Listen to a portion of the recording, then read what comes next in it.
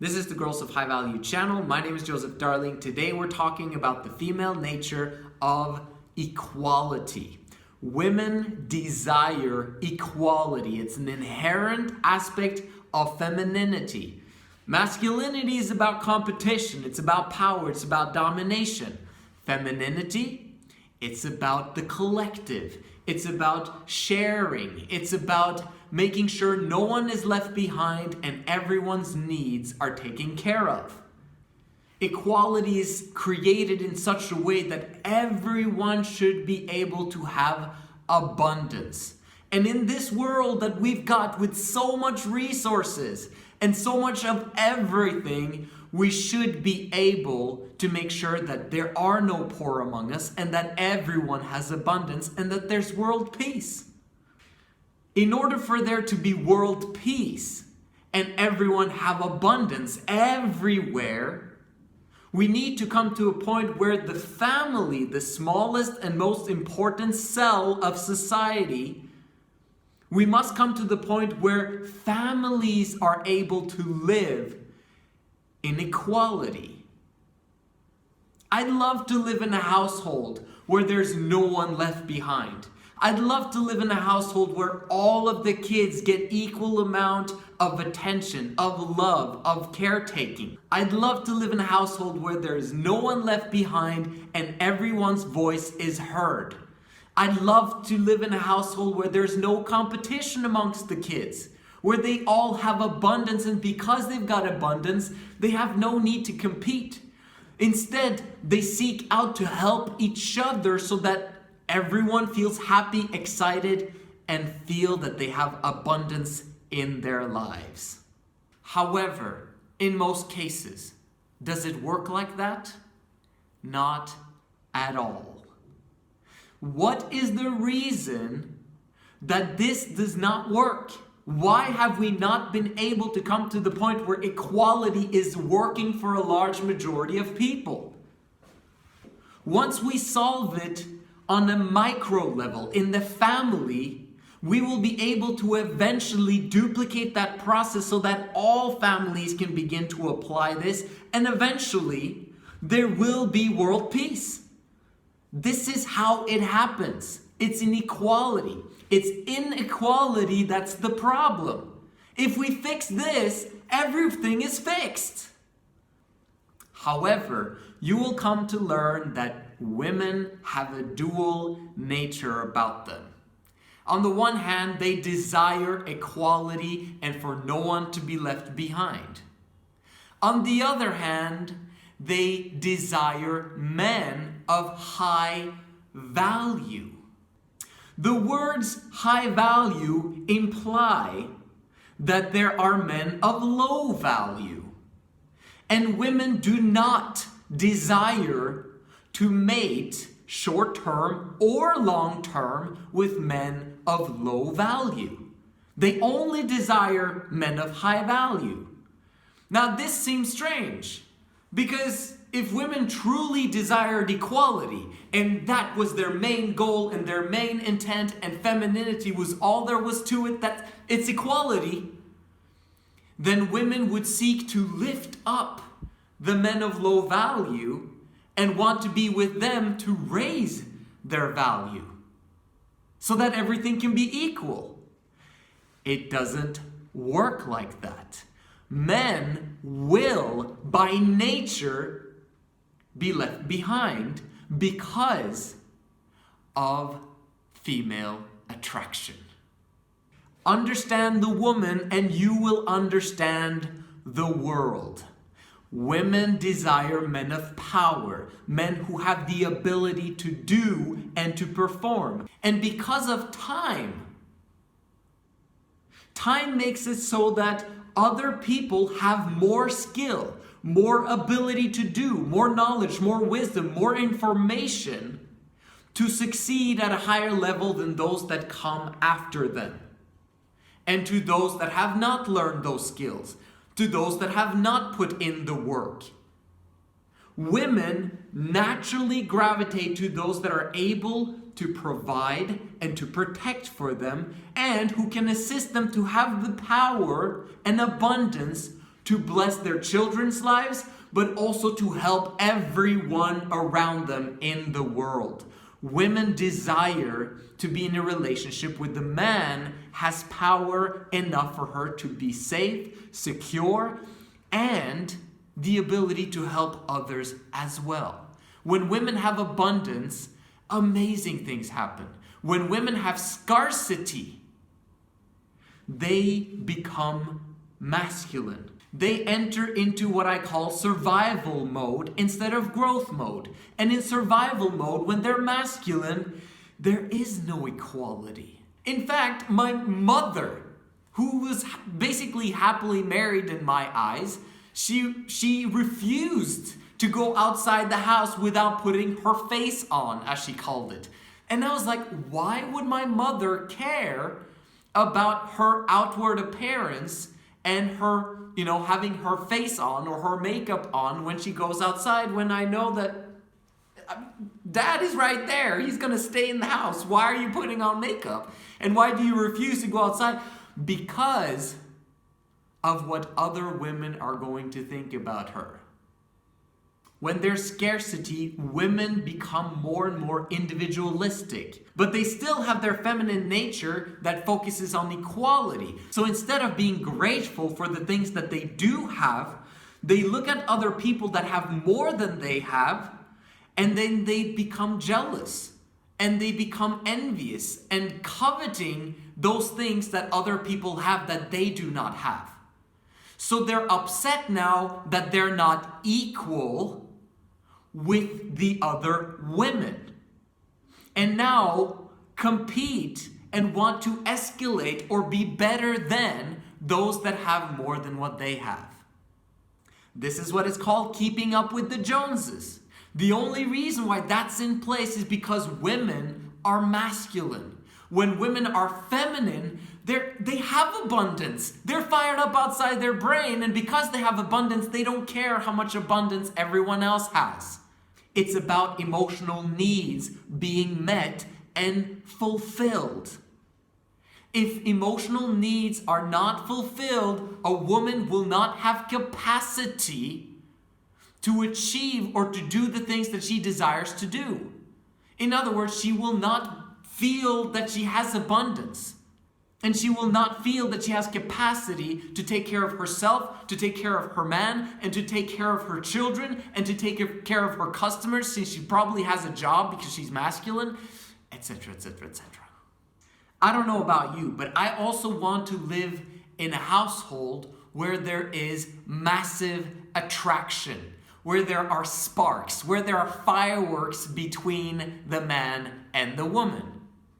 And in order for there to be attraction, if you haven't watched my video on attraction simplified for women, go ahead and watch that video, because it will explain that it is imperative, it is critical that the man has the power in the relationship for the woman to be attracted to him.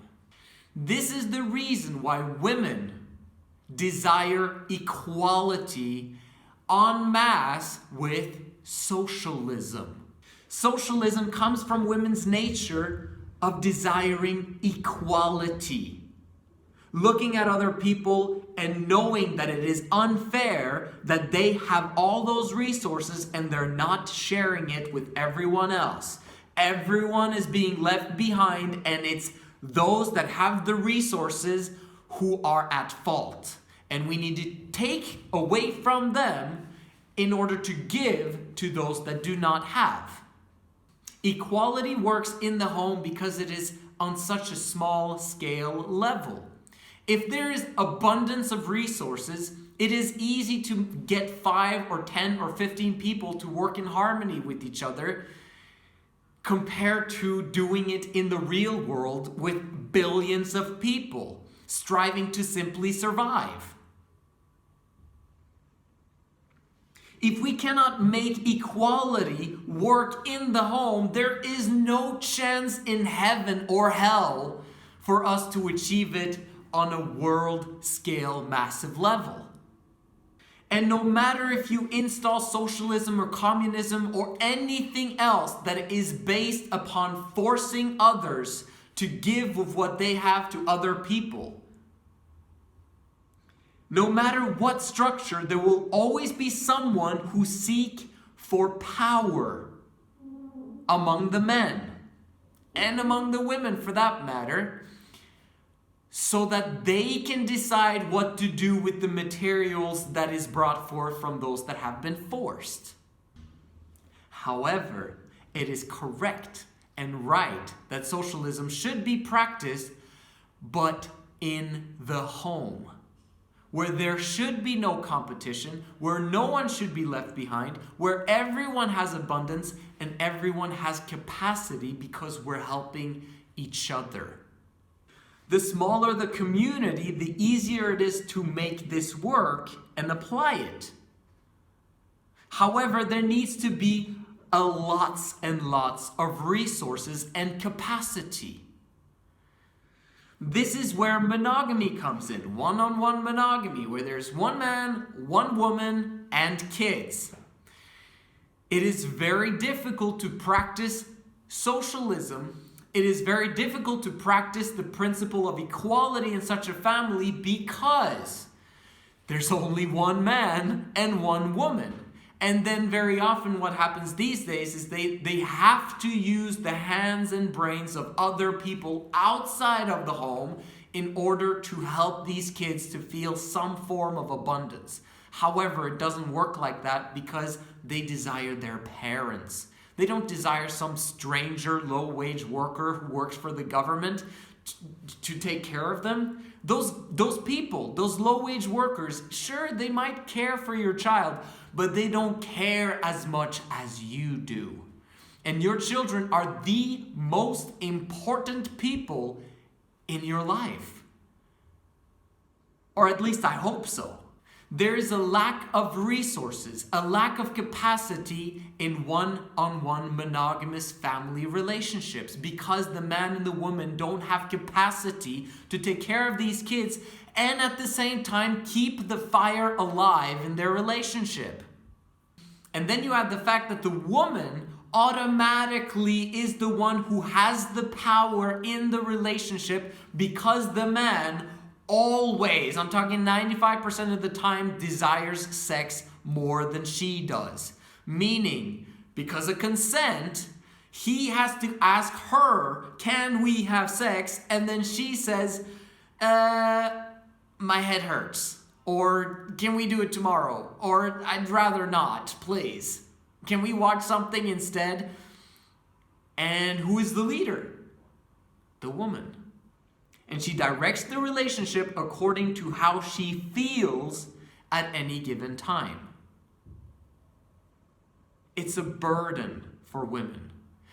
And a burdened woman is a masculine woman, and a masculine woman is someone who is not in the present moment, but she's in the past and in the future, and thereby not really able to enjoy herself. And if she is not enjoying herself, she's working on survival mode, making it so that the kids and the family feels neglected and everyone is left behind. And no one has capacity to help each other, and no one even wants to help each other because they're fending for their lives, for themselves. We're living capitalism in our families while we're striving to establish socialism in the world. Fix the family first. Develop socialism here. Without force and without compulsion and without violence. And then we can begin to look to the world and see how can we help the poor? How can we help those who struggle? How can we help those who can't take care of themselves so that no one is left behind? It's a beautiful concept, but there's an opposition in all things. Understand this important fact that if everyone has equality, no one has power. So there needs to be some people in society that has power. So in the family, there needs to be someone who has the power. And since we understand what attracts women to men, It is very wise for the man to be the one who has the power in the relationship. Now, if he does not practice equality in the home, there's going to be a lot of issues. If he forces people, there's going to be a lot of issues. If he uses violence, there's going to be issues. If he doesn't create the right environment in the home, there's going to be issues. And this is why we continuously need to elevate men's performance by rewarding those that actually do a fantastic job,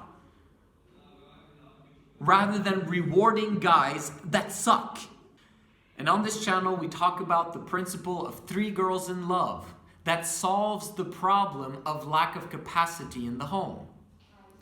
The only problem in 3 girls in love is the concept of jealousy, of greed, of envy, of coveting. But we know where that comes from. It comes from a lack. It comes from not feeling equal with the others. It comes from the fear of being left behind, or in actual terms, being left behind. And if the one in power makes sure that every woman is equal with each other, and every child feels equal with each other, that they all have abundance, that they all are excited, happy, bubbly, that their environment is working for them, no one is neglected, no one is left behind, everyone is happy. Now we can begin to bring that out to the world. The world is suffering from inequality, but it starts in the family.